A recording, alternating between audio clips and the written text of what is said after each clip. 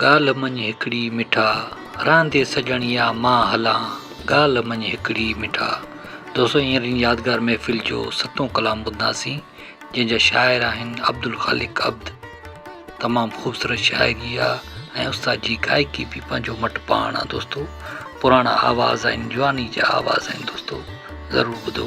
उस्ताद जलाल चांडे जी यादगार नायाब प्राइवेट महफ़िल volume number 5 शमा तव्हां ॿुधी रहिया आहियो वॾेरे नूर मोहम्मद वसाण जे ताउन सां, जेको ॻोठ रावताणी ज़िले सांगड़ तालुके सिंजोरे जो रहवासी ऐं उस्ताद जलाल चांडे जो सचो आशिक़ दीवानो ऐं परवानो आहे। दोस्तो हिन कलाम जे लाइ असांखे फरमाइश कई आहे असांजे पहिरीं प्यारे दोस्त शाइर शमन अली मलिक ओसपुर कंदकोट खां ऐं वॾेरे नूर मोहम्मद वसाण ॻोठ रावताणी ज़िले सांगड़ तालुके सिंजोरे खां।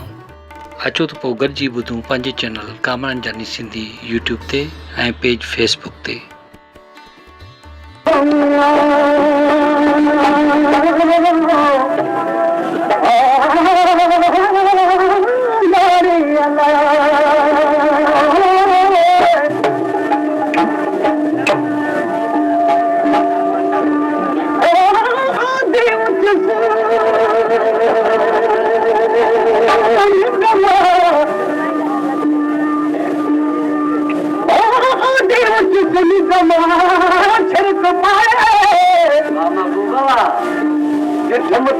नाग छो छो खाए अखियूं खोले ॾिठो वासी आहे काहूं कलूं दमाको आहे छॾाए ॿुधायो त चाहे जेकी राति ॾिठो निक में दिन पर दुनिया में पारी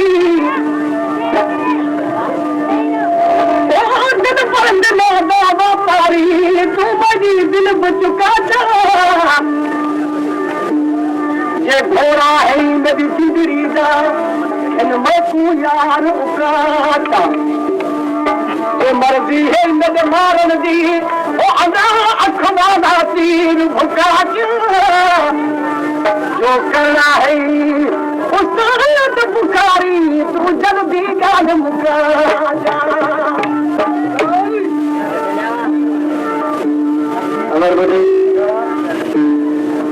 मुझे कलाम चला गुजरी जा खड़ा इसे सजनिया माता वरी उन्हें के जवाब में नौ शायर इन्हें कलाम जी फरमाइश भी अकबर साहब की